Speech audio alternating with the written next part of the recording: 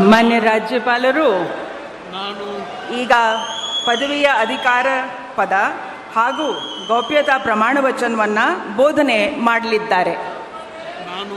ನಾನು ಡಿ.ಕೆ. ಶಿವಕುಮಾರ್ ಎಂಬ ಹೆಸರಿನಾದ ನಾನು ಕಾನೂನು ಮೂಲಕ ಸ್ಥಾಪಿತವಾದ ಭಾರತದ ಸಂವಿಧಾನ ವಿಷಯದಲ್ಲಿ ನಿಜವಾದ ಶ್ರದ್ಧೆ ಮತ್ತು ನಿಷ್ಠೆಯನ್ನು ಹೊಂದಿರುತ್ತೇನೆಂದು ನಾನು ಭಾರತದ ಸಾರ್ವಭೌಮತ್ವವನ್ನು ಮತ್ತು ಅಖಂಡತೆಯನ್ನು ಎತ್ತಿ ಹಿಡಿಯುತ್ತೇನೆಂದು ಮತ್ತು ಕರ್ನಾಟಕ ರಾಜ್ಯದ ಮುಖ್ಯಮಂತ್ರಿಯಾಗಿ ನನ್ನ ಕರ್ತವ್ಯವನ್ನು ಶ್ರದ್ಧಾಪೂರ್ವಕವಾಗಿ ಮತ್ತು ಅಂತಃಕರಣಪೂರ್ವಕವಾಗಿ ನಿರ್ವಹಿಸುತ್ತೇನೆಂದು ಭಯ ಅಥವಾ ಪಕ್ಷಾತೀತವಲ್ಲದೆ ರಾಗ ದ್ವೇಷವಿಲ್ಲದೆ ಎಲ್ಲ ಬಗೆಯ ಜನರಿಗೆ ಸಂವಿಧಾನಕ್ಕೆ ಮತ್ತು ಕಾನೂನಿಗೆ ಅನುಸಾರವಾಗಿ ನ್ಯಾಯಯುತವಾಗಿ ಮಾಡುತ್ತೇನೆಂದು ನನ್ನ ಅಜ್ಜ ಗಂಗಾಧರಜ್ಜನ ಹೆಸರಿನಲ್ಲಿ ಪ್ರಮಾಣ ಮಾಡುತ್ತೇನೆ.